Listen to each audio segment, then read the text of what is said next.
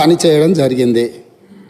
2014 నుంచి 2018 వరకు వారే సాగునీటి పారుదల శాఖ మంత్రిగా పనిచేసిండ్రు. వారి తర్వాత మాజీ ముఖ్యమంత్రి గారు చంద్రశేఖరరావు గారు సాగునీటి పారుదల శాఖ మంత్రిగా పనిచేసిండ్రు. అంటే ఈ 9.5 సంవత్సరాలు వాళ్ళ కుటుంబం తప్ప ఇతరులు ఎవ్వరూ సాగునీటి పారుదల శాఖ మంత్రిగా పనిచేయలేదు. వారు ఆర్థిక మంత్రి తర్వాత ఈ రాష్ట్రం మీద ఉన్న అప్పులు కానీ వివిధ కార్పొరేషన్ల పేరు మీద చేసిన అప్పులు కానీ సంపూర్ణంగా వారి దగ్గర సమాచారం ఉంటుంది. ఎందుకంటే ప్రతిరోజు రిజర్వ్ బ్యాంకు వాళ్ళ దగ్గర ఉన్న నిల్వలన్నీ మన అవసరమైన దాని రిపోర్ట్ ఫైనాన్స్ సెక్రటరీ గారికి ఇస్తారు. ఫైనాన్స్ సెక్రటరీ గారికి ఇచ్చినట్టే అది ఫైనాన్స్ మినిస్టర్ ఇచ్చినట్టే.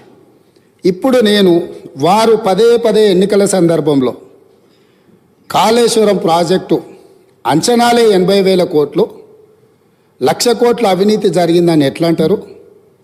వీళ్ళు లీడర్లు కాదు, వీళ్ళు రీడర్లు, రాసిచ్చింది మాత్రమే చదువుతారని చెప్పి ప్రజల్ని మభ్యపెట్టడానికి శాయశక్తుల్లో వాళ్ళ కుటుంబం అంతా ప్రయత్నం చేసిండ్రు. సరే, మేమేం చెప్పినాం, వాళ్ళు ఏం చెప్పినారు, ప్రజలు అనేది పక్కన పెడితే వాస్తవాలు అనేటివి కొన్ని ఉంటాయి. ఆర్థిక శాఖ ఉన్నది. ఈరోజు ఆర్థిక శాఖకు మొన్నటి వరకు పనిచేసిన మంత్రి గారు పేజీ నెంబర్ 21 వారు చూసుకోవాలి తమరి ద్వారా, మిగతా సభ్యులు కూడా. ఇప్పుడు ప్రభుత్వం ఇచ్చిన నివేదిక ఏదైతే ఉందో పేజీ నెంబర్ 21లో ప్రభుత్వ హామీతో ఎస్పీవీల ద్వారా సేకరించబడి ప్రభుత్వమే చెల్లింపులు చేయబడతాయి అని చెప్పిన దాంట్లో మొట్టమొదటి Kaleshwaram irrigation project corporation limited sanctioned loan 97,000 కోట్ల 449 97,449 కోట్ల రూపాయలు రుణం మంజూరైంది. ఇందులో లోను విడుదలయ్యింది 79,287 కోట్ల రూపాయలు. నేనిప్పుడు తమరి ద్వారా ఆర్థిక మంత్రి గారిని సూటిగా ప్రశ్నించదలుచుకున్నా. మాజీ వాళ్ళు అనుకోవాలి, ఆ భ్రమలలోనే ఉంటే బయటికి పోతారు. అయితే ఈరోజు అధికారిక లెక్కలు ఇవి కార్పొరేషన్ ద్వారా లోన్లు చేయబడిన అప్పు 97,449 కోట్లు. ఇవి కాకుండా కాళేశ్వరం ప్రాజెక్టుకు ఉన్న నిధులన్నీ, అదేవిధంగా రాష్ట్ర ప్రభుత్వం తన బడ్జెట్ నుంచి ఖర్చు పెట్టిన నిధులన్నీ, వీటన్నిటిని వివరాలను మళ్ళీ అక్కడ చెప్తాం. కాబట్టి ఇప్పుడు నేనేం చెప్పదలుచుకున్నా అంటే, వారు మాట్లాడుతున్నది లోపభూయిష్టమైన అబద్ధము. కాళేశ్వరం ప్రాజెక్టు యొక్క అంచనాలు 80,000 కోట్లు కాదు, లోన్లే 97,449 కోట్ల రూపాయలు ఆల్రెడీ లోన్లు మంజూరు తెచ్చుకున్నారు. రాష్ట్ర ప్రభుత్వం ఖర్చు పెట్టింది. మొత్తానికి వీళ్ళు వేసి అంచనా లెక్కలేస్తే అది ఎక్కడికో వెళ్తుంది. అదొకటి అధ్యక్ష. రెండవది, ఇంతకుముందు మంత్రులు జూపల్లి కృష్ణారావు గారు మాట్లాడబోతుంటే పాపం వారిని దబాయించే ప్రయత్నం చేస్తున్నారు. నేను 2 విషయాలు ఇక్కడ చెప్పదలుచుకున్నా. ఆర్థిక మంత్రి గారే కాళేశ్వరం మీద పెట్టిన నివేదికలో, రాష్ట్ర ప్రభుత్వం ఇచ్చిన నివేదికల వీళ్ళు చెప్పింది కాళేశ్వరం ప్రాజెక్టు కట్టడం ద్వారా ఆ నీళ్లు రైతులకు అమ్ముతాము, ఆ నీళ్లు ఇండస్ట్రీస్కి అమ్ముకుంటాము, ఇట్లా ఈ ప్రాజెక్టు ద్వారా నీళ్ళన్నీ పైసలకే అమ్ముతాం, ఉచితంగా ఎవరికి ఇయ్యము. వ్యవసాయంతో సహా ఏం చూపించిండ్రు? ఒక్క సంవత్సరానికి ఆదాయం 5,199 కోట్ల రూపాయల ఆదాయం వస్తుంది. కాళేశ్వరం ప్రాజెక్టు కట్టి వ్యవసాయానికి నీళ్ళు అమ్ముతాం, పరిశ్రమలకు నీళ్ళు అమ్ముతాం, తాగడానికి నీళ్ళు అమ్ముతాం, మొత్తం వ్యాపారమే చేస్తాం. మా ప్రభుత్వం ఉన్నదే వ్యాపారం చేయడానికి. మా ప్రభుత్వం సేవ చేయదు, మా ప్రభుత్వం ప్రజలకు సహాయం చేయదు, వ్యాపారం చేస్తాము. ఆ వ్యాపారం ద్వారా 5,199 కోట్ల రూపాయల ఆదాయం వస్తుందని చూపించి వీళ్ళు ఈ అప్పులు చేసింది. ఈ సంతకాలు పెట్టింది ఎవరు? ఈరోజు అక్కడ కూర్చొని మాట్లాడుతున్న మాజీ ఆర్థిక మంత్రి గారు. ఇది మొదటి విషయం. రెండవది, మిషన్ భగీరథ మీద కూడా ఈరోజు మేము ఇంటింటికి నల్లాలు ఇచ్చినాం. అసలు మీరు పుట్టినప్పుడు ఈడు ఉన్నోళ్ళని అందరిని అడుగుతున్నా, వారిని కూడా అడుగుతున్నా. 2014 కంటే ముందు మన మంచినీళ్ళు తాగలేదా అధ్యక్ష? మన గ్రామాలలో నల్లా లేవా? మన గ్రామాలలో నీళ్ళ ట్యాంకులు లేవా? వీరు వచ్చినాకనే శివుడి తల మీద ఉన్న గంగను భూమి మీదకి తెచ్చి, భూమి మీద ఉన్న గంగను కాళేశ్వరంలోకి పారించి, కాళేశ్వరం ఉన్న గోదావరి జలాలను మన ఇంట్లల్లో నల్ల ద్వారా ఇచ్చి మన జీవితాలు ధన్యమైనట్టు, అదేదో వీళ్ళు అద్భుతం చేసినట్టు, అదేదో ఉచితంగా ఇస్తున్నట్టు, ఈ ఉచితంగా ఇవ్వడం ద్వారా తెలంగాణనే దేశానికి నెంబర్ 1గా ఆదర్శంగా ఉన్నట్టు ఈ సభలో నించొని, బయట రాజకీయ ఉపన్యాసాలు ఏమి ఇచ్చుకున్నా మనకేం అభ్యంతరం లేదు అధ్యక్ష, కానీ సభను మిస్లీడ్ చేసే విధంగా శాసనసభ వ్యవహారాల శాఖ మంత్రిగా గతంలో పనిచేసి ఆ అనుభవాన్నంతా ఉపయోగించి సత్యదూరమైన వార్తల్ని ఇక్కడ చెప్పడానికి ప్రయత్నం చేస్తున్నాడు. అందుకే మిషన్ భగీరథ మీద కూడా నేను చెప్పదలుచుకున్నా అధ్యక్ష. ఇది 2019-2020 సంవత్సరంలో వీళ్ళు రూరల్ హౌస్ హోల్డ్కి అమ్మడం ద్వారా 1030 కోట్లు సంపాదిస్తామని, మున్సిపల్ కార్పొరేషన్లో ఉండే ప్రజలకు నీళ్ళు అమ్మడం ద్వారా 169 కోట్లు సంపాదిస్తామని, అదేవిధంగా మున్సిపల్ రిక్వైర్మెంట్ ఇతర అవసరాలకు 360 కోట్లు సంపాదిస్తామని, అదేవిధంగా ఇండస్ట్రియల్ అవసరాలకు అంటే పరిశ్రమల అవసరాలకు అమ్మి 4147 కోట్ల రూపాయలు, మొత్తం కలిపి 5706 కోట్ల రూపాయలు ప్రతి సంవత్సరం మిషన్ భగీరథ మీద మాకు ఆదాయం వస్తుంది, మేము ఈ ఆదాయం ద్వారా మీకు అప్పులు తిరిగి చెల్లిస్తామని చెప్పి ఈరోజు బ్యాంకులను మభ్యపెట్టి తప్పుడు నివేదికలు ఇచ్చి లోన్లు తెచ్చిండ్రా? మాజీ ఆర్థిక మంత్రి గారు చెప్పాలి. లేదు, నిజంగానే ప్రజల దగ్గర వసూళ్లు చేసి తాగునీళ్లను సాగునీళ్లను వ్యాపారంగా మార్చి, వ్యాపార ఆట వస్తువుగా నీళ్లను మార్చి ప్రజల సెంటిమెంటును, తెలంగాణ ఉద్యమంలో వాళ్ళ పార్టీ చెప్పింది నీళ్లు నిధులు నియామకాలు, నీళ్ళే మొదటి సింహభాగం వాళ్ళ ఉద్యమం, వాళ్ళ నాడు వాళ్ళ పార్టీ చెప్పుకున్నది.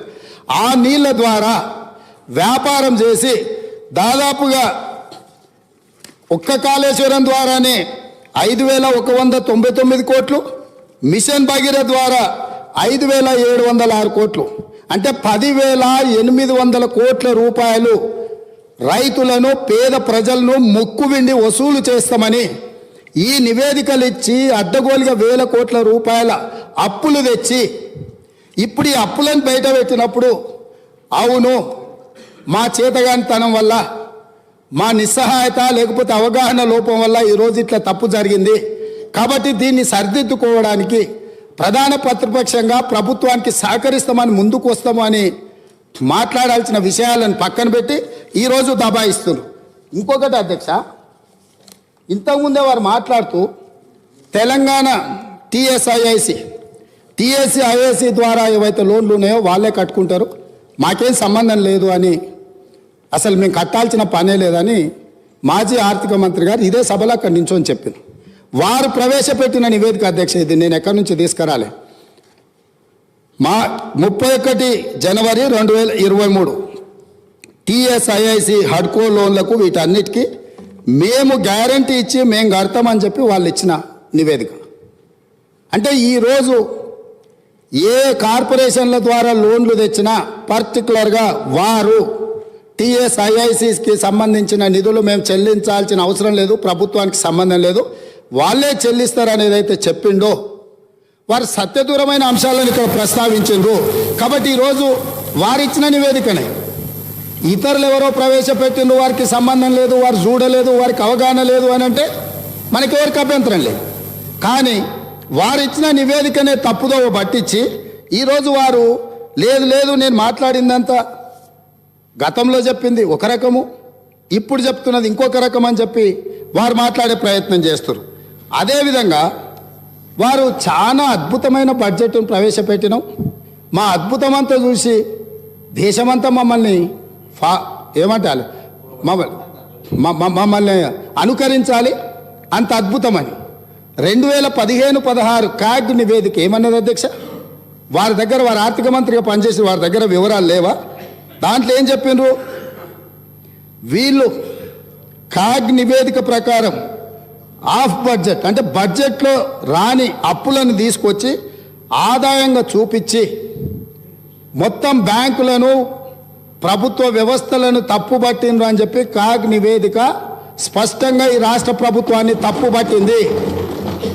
ఈ ప్రభుత్వం ఉద్దేశపూర్వకంగా ఆర్థిక సంస్థలన్నిటిని కూడా తప్పుదోవ పట్టించి అత్యధిక వడ్డీతో రుణాలు తీసుకొచ్చి ఈ రాష్ట్రాన్ని అప్పుల కూపంగా తయారు చేసిందని కాగ్ నివేదిక 2015-16లో ఇచ్చిన లేఖ అధ్యక్ష ఇది.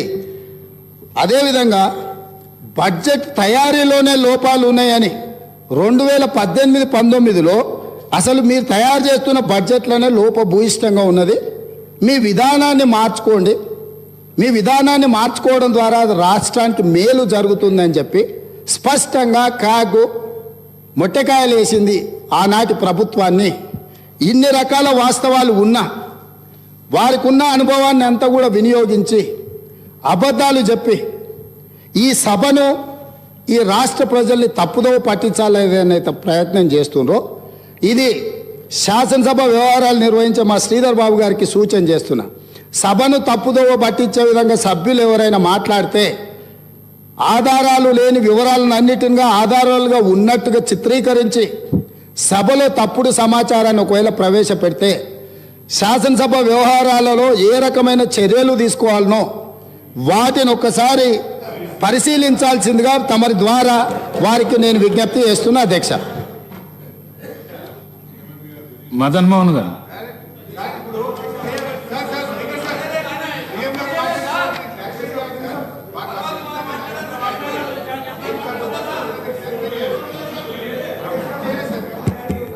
సార్ హానరబుల్ స్పీకర్ గారికి sir honourable speaker I request sir you have given enough time to him sir he already spoke 45 minutes sir we've been waiting sir ఒక్క నిమిషం sir speaker sir first of all నేను conclude చేయలేదు మధ్యలో ముఖ్యమంత్రి గారు లేచి ఒక నిమిషం సార్ ముఖ్యమంత్రి గారు లేచి మాట్లాడినారు అధ్యక్ష. నేను I want to set right the record.